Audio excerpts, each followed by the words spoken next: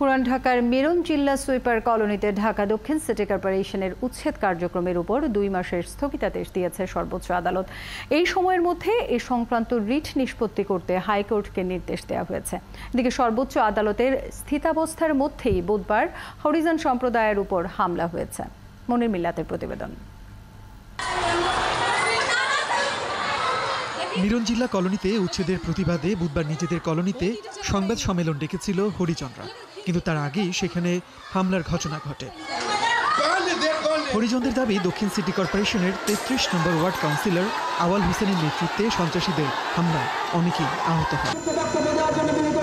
এই হামলার প্রতিবাদে বৃহস্পতিবার জাতীয় প্রেস ক্লাবের সামনে এক মানববন্ধনে ভুক্তভোগীরা অভিযোগ করে বলেন, তাদের ভিটেমাটি ছাড়া করতে পরিকল্পিতভাবে হামলা চালানো হয়। আমাদের কাউন্সিলর ম্যাজিস্ট্রেটের সাথে এসে তার দলবল নিয়ে উচ্ছেদের জন্য আমাদেরকে হুমকি দেয় এবং তার পাশাপাশি তার দলমল আমাদের উপরে হামলা চালায়। আমরা কোনো পুলিশ প্রোটেকশনও পাই নাই, সেখানে ম্যাজিস্ট্রেট স্যার থাকার অবস্থায় এরকম দুর্ঘটনা হয়েছে। কালকা 10 তারিখে আমাদের উপরে হামলা হয়েছে।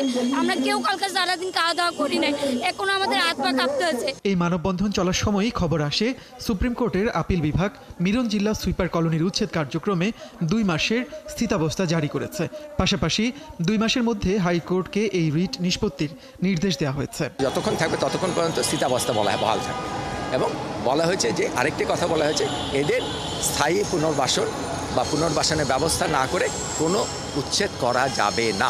উচ্ছেদের উদ্দেশ্যেই আসলে ওখানকার কাউন্সিলর এই হামলাটি করেছিলেন।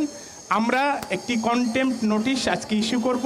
তবে হামলার অভিযোগ অস্বীকার করে 33 নম্বর ওয়ার্ড কাউন্সিলর দাবি করছেন, বুধবারের ঘটনা হরিজনদের অভ্যন্তরীণ দ্বন্দ্ব। যে হরিজন যাদের ফ্ল্যাট বরাদ্দ বাতিল হয়ে যাবে, তারা উঠতে চাচ্ছে তাদের ফ্ল্যাটে, তাদেরকেও দিচ্ছে বাধা। তখন ওদের মধ্যে হরিজনদের মধ্যে মারামারি হয়েছে। হামলার ঘটনায় আইনি পদক্ষেপ নেওয়ার কথা জানান হরিজন সম্প্রদায়ের নেতারা। মনির মিল্লাত, 71, ঢাকা।